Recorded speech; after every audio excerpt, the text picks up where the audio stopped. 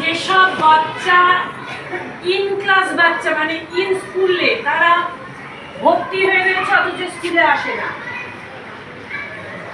ভর্তি হয়ে রয়েছে অথচ স্কুলে আসে না, এটা নিয়ে কিন্তু একটা বিশেষ করে মিটিং করা হয়েছে যেটা ব্লকে খুব ইম্পর্টেন্ট হয়ে পড়েছে।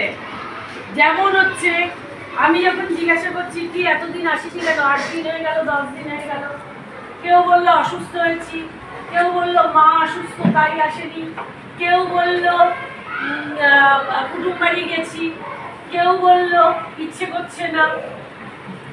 এইরকম বিভিন্ন এক্সকিউজ দিচ্ছে যেগুলো চলবে না।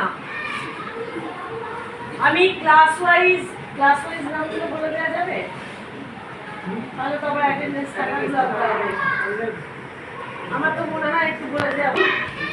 প্রবলেম হচ্ছে, প্রথম কথা হচ্ছে অ্যাটেন্ডেন্সের একটা বিশাল প্রবলেম হচ্ছে। সেকেন্ড থিং হচ্ছে যে যখন পড়াটা ধরতে পারছে না, ক্লাসের 1 থেকে 15 রোল নাম্বার পর্যন্ত কিন্তু মোটামুটি বেশ ভালো পড়াশোনা করে। দেখা যায় 10-15 জন খুবই ভালো পড়াশোনা করে, কিন্তু বাকি যে 30 জন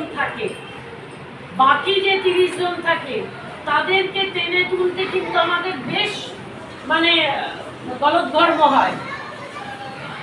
তার কারণ এরা যখন শিখে ফটাফট অন্য ক্লাসের পড়া বলে দিচ্ছে, তখন এরা